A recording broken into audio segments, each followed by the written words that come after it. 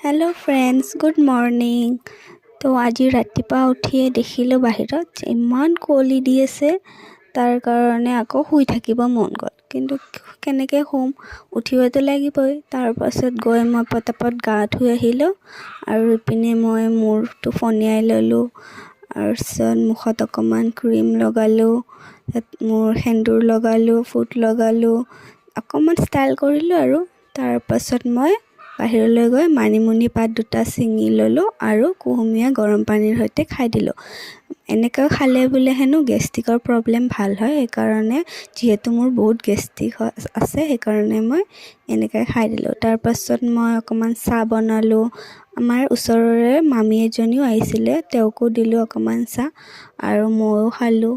আৰু মই পিছে সান্দহ গুড়া দিহে খালোঁ।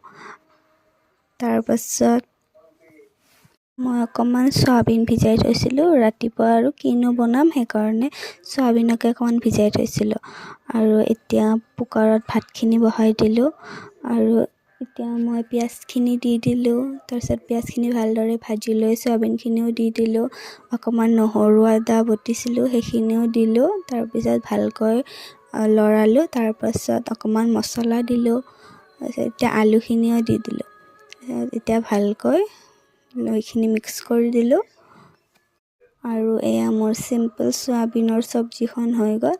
তাৰপাছত ভাতৰ লগত খাই দিলোঁ। আৰু তাৰপাছত কিনো কৰিম আৰু সেইকাৰণে ভাবিলোঁ অকণমান ৰিলচকে বনাই লওঁ। তাৰ